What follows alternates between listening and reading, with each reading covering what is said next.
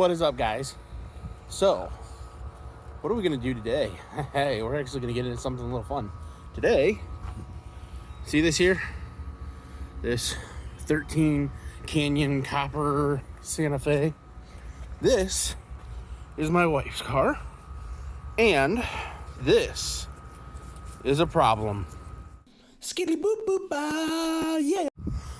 And what is the problem? So, y'all see this? That is bad, obviously. So this tire is actually flat on purpose because this little guy right here. Guys, I actually made a mistake. It's not because of the valve stem. I was pointing out to the fact that I had removed the core to let the air out of the tire. It is actually a puncture wound. We picked up a foreign object. What we're gonna do is we're gonna do a patch video how-to type deal. All right, guys. So this is our patch kit. This is the tooling, and I'm a little overboard. I'm gonna be up front. All of these, they're, you know, Slime Brand Pro Series. Is that a necessity? No. But I've used, you know, those standard black plastic ones that you get before, and I have a tendency to break them. So I'm going a little bit over what is necessary with that. Now, this guy is my valve core remover. And a cool feature about this valve core remover, it has this sweet little hidden compartment where, if I ever get it off, check that out, I can keep extra cores. Plugs. Everybody that does this knows what these are. These are the plugs. This is, you see that? When we remove the foreign object, we'll run this through and it kind of cleans that hole out, roughs it up for our cement. Just like a sewing needle, that's where we'll put the, hi bud, really? So this is where that rubber patch will go. He's doing it again. And I just did a video. That's probably gonna stay just because. So put that in, punch it into the tire, rip it out with some cement on it. And we'll put some cement on that. Y'all, I have got to upgrade my cameraman because apparently this crew is overpaid and underskilled.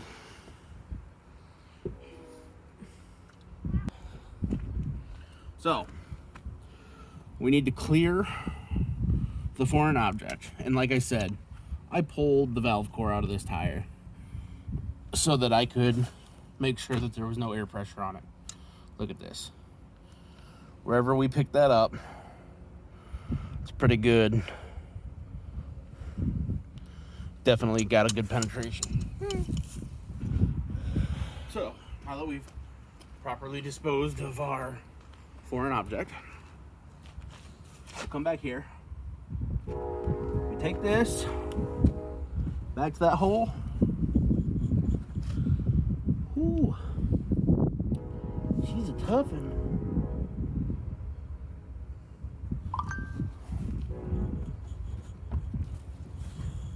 Clean up that puncture site. We'll run it through here. Helps us clean that out and really give us more acreage, if you will, for that patch to get a really good seat. It kind of tears up the rubber. It roughens up that rubber around the hole so that our glue has something to adhere to. Now, you're going to take this guy here. You're going to peel him back. Just one. Don't peel them all back.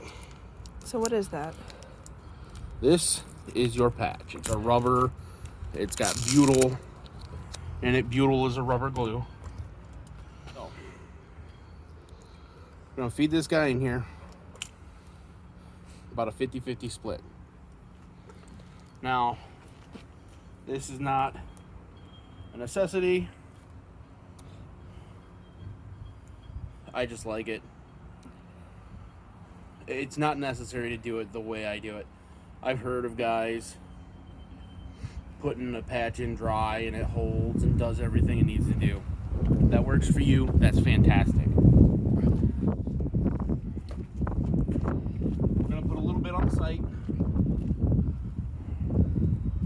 Just a dab on there. And then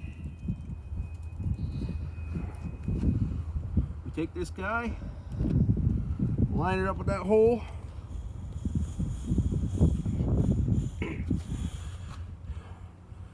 Get it in there.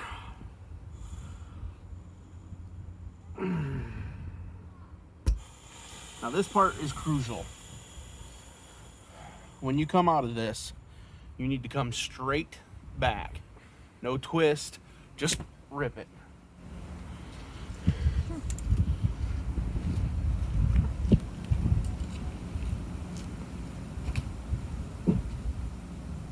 Now, this part.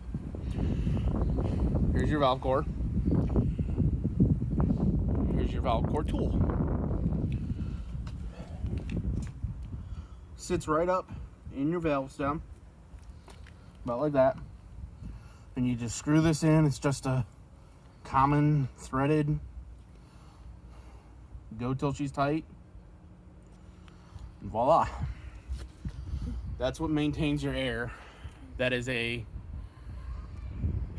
referred to as a Schrader valve, or it is named a Schrader valve, or something along those lines. But your valve stem, your valve core, that's all a Schrader valve. So there's a metal stem in there that sticks out, and it basically seats a piece of rubber gasket. And when you put your air chuck on there, if you look at an air chuck, it's got that little piece in the center, and what that does is depresses that metal stem and allows the air to flow through. And when you pull it off, that metal stem pops back out again and reseats, and that is what holds your air in your tire. So this is addressed. We'll let it sit for a little bit longer and we'll fill it up with air. Make sure that we've got a good seal on that patch, because it's 100% possible to rip those plugs in half when you put them in there and they don't seat.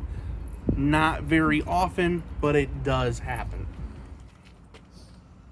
Alright guys, back to filling this. This is, I tell you what, before we fill this, let's do a little walk around real quick. Oh Lord. Don't interrupt. Come over here this way, guys.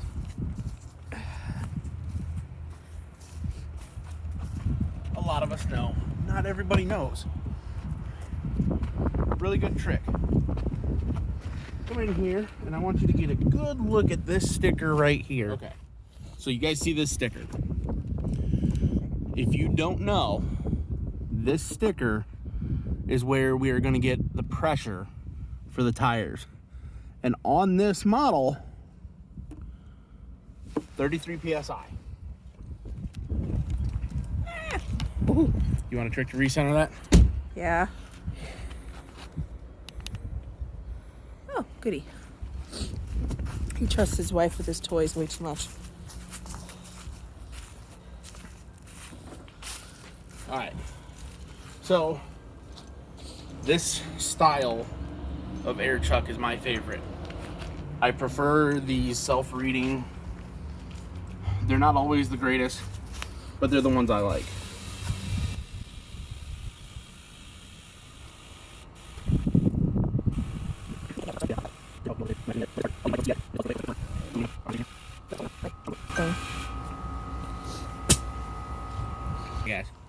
So, last thing I want to do. Take some soapy water. I use dish soap and some water.